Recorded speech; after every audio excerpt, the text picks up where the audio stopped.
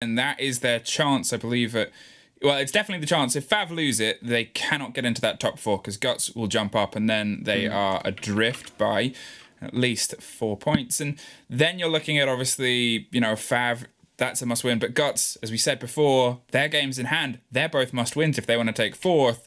So it's whoever loses, whoever comes off worse that day, it's over. Their season's done in the final 2 games.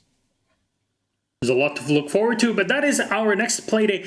Of course, we're going to use this as the template for Playday 7, which is the final one next Friday of Stage 1. You'll see games like Damwon Gaming versus Fav, Fnatic versus Talon, Cyclops versus Cloud9, and Guts versus T1. Still, all depends on what happens in Playday 6. We'll quickly touch on the matches, given how, you know, we kind of have a decent idea of what will be happening next week, or at least a projection in our head.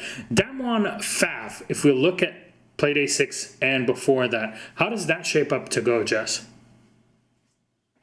I hate to say it, but I mean, Fav are just looking... I'm trying to think of a kind word here, and I'm at the end of my tether. They're not looking good.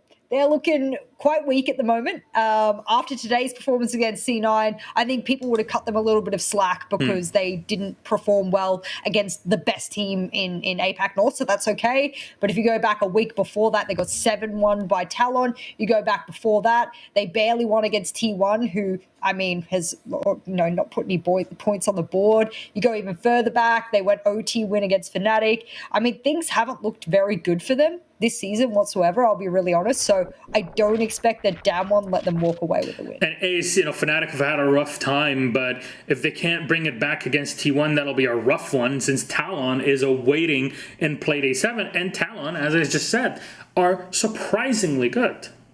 They are, and Fnatic just need to use it as an opportunity for a springboard, essentially. You know, I've painted the picture that T1 have got possibilities there, and they have grown. But let's be honest, you know, if this game is played on paper, Fnatic